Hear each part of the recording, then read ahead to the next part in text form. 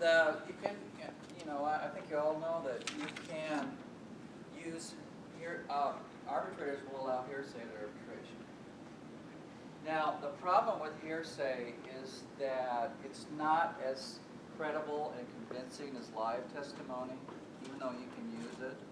So if you have a material fact that you want to prove, it is not a good idea to try to prove that through hearsay.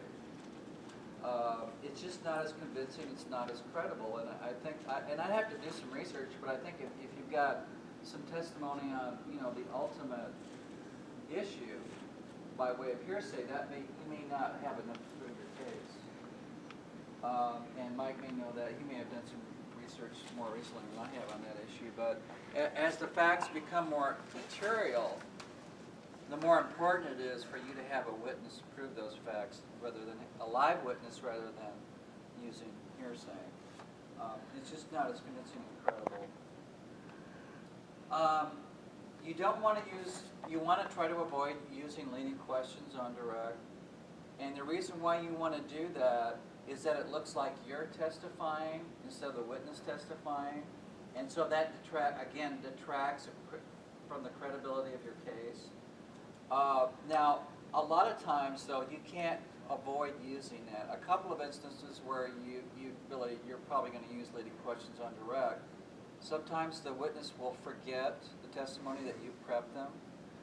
So you go through, you prep your witnesses before your arbitration and tell them exactly what you're going to be asking them and how you want them to answer the question. Now, if they forget some stuff, then you may have to say, well, Sue, wasn't the light red when you were in the intersection? If she just forgets that. Now, there's going to be an objection, but you've answered the question, you've asked the question, and you can follow up with, when there's an objection to leading question, you can follow up with, what color was the light? And then she's been clued in on what you're looking for. Also, when you're doing redirect, you don't have time to prep your witnesses, and you have to, come up with your redirect question during cross to rebut their cross. So a lot of times in that kind of situation, you're going to have to ask so many questions. Can I ask you a question, Eric? Yeah. In that last one, when we had the secretary up there and I was trying to get out, and she overheard these conversations. They objected on hearsay. I was more thinking they would object maybe on leading. I don't know. Did that cross the line into leading, or was there? Leading is just pretty much, wasn't the light red? And so it was okay to say what sort of conversation you might have heard between these couple of people. Right. When you suggest the answer, yeah.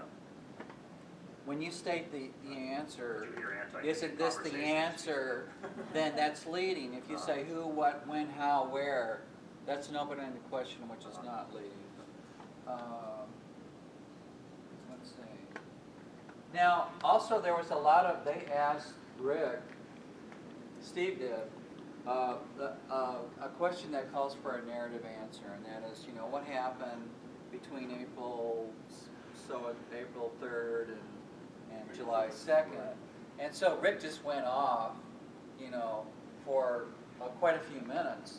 Now there's an objection in that kind of a question, and that is it calls for a narrative answer. You want to break down your questions. So if you've got a sequence of events, you want to break down your questions so that you have a question for each part of the sequence. Did that for us or them? That narrative question as well? Steve asked the narrative question of Rick. Right, but who wants, you said you want to have a question for each sequence. Right. Who does? Who wants